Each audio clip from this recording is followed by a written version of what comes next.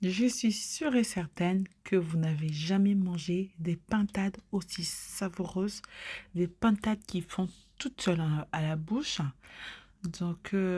Bonjour tout le monde, je vous retrouve pour cette recette de pintades. Regardez, j'avais besoin de pintades d'environ 1,5 kg que je vais diviser en deux. D'abord sur le ventre, il faut commencer par tailler avec un couteau.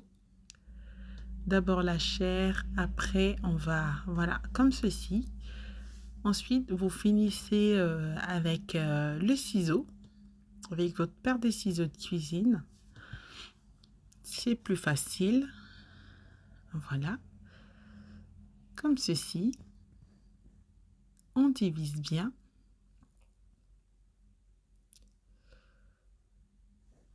J'aimerais savoir d'où vous me regardez, d'où vous regardez le recette.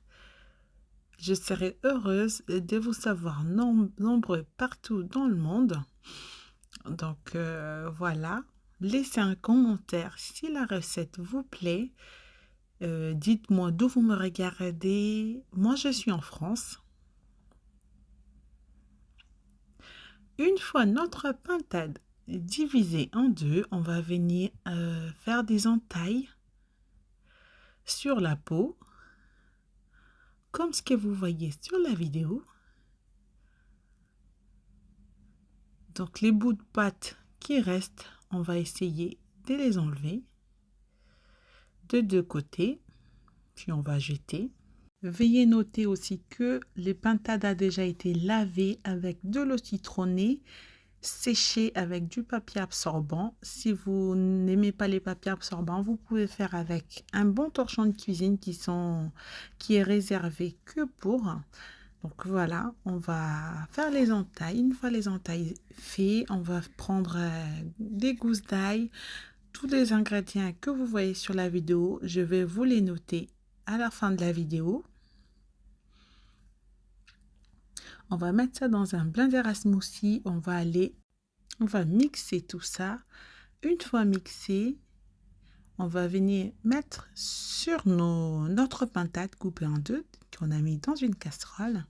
On va mettre du paprika, du piment doux, de la muscade moulue, de feuilles de laurier écrasées en petits morceaux. Donc, je vous note également les épices, la liste de tous les épices que j'ai utilisés à la fin de la vidéo.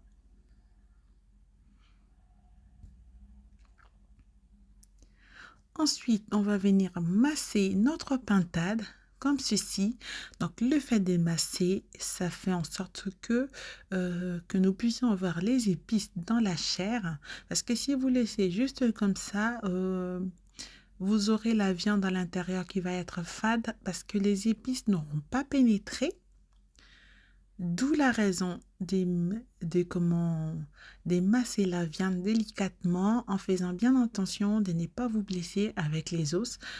Donc, vous pouvez mettre des paires de gants aussi pour manipuler votre pintade. Donc, on va rajouter un petit fond d'eau. On va aller mettre ça sur le feu. On va laisser bouillir 15 minutes. Déjà, au bout des 5 à 6 minutes, on va retourner la viande. Voilà, on a retourné. Une fois retourné, on va couvrir. On va laisser encore 7 à 8 minutes. Une fois que ça va être fait, on enlève du feu. Parce que c'est une viande qui est délicate. C'est pas de la viande dure. Elle est vraiment tendre. Ensuite, on va prendre une grosse poêle ou une sauteuse. On va aller mettre un peu d'huile, un peu beaucoup, on va dire. On va aller faire frire notre pintade. Une fois doré d'un côté, on va retourner de l'autre. Donc, c'est mieux de préférence de l'autre côté. Il ne faut pas le laisser trop longtemps parce que ça risque d'assécher votre viande. Une fois que ça va être fait, on va passer aux pommes de terre qu'on avait mis à bouillir tout à l'heure dans l'eau. On va mettre un peu de beurre, un peu d'huile d'olive. On va faire sauter nos pommes de terre grenaille. Les pommes de terre grenaille, c'est juste des petites pommes de terre que vous pouvez consommer avec la peau. La peau est très fine, elle est très délicate, donc voilà, c'est des pommes de terre faites exprès pour être consommées avec la peau. Vous pouvez tout de même aussi enlever la peau si vous ne supportez pas. Donc on va faire sauter les pommes de terre, on va rajouter de l'ail, on va rajouter 2 gousses d'ail pour 1 kilo de pommes de terre et du persil ciselé.